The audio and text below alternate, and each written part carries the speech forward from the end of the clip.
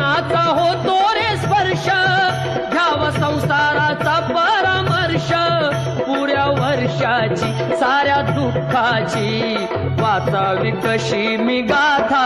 Bappa Morya रे बाप्पा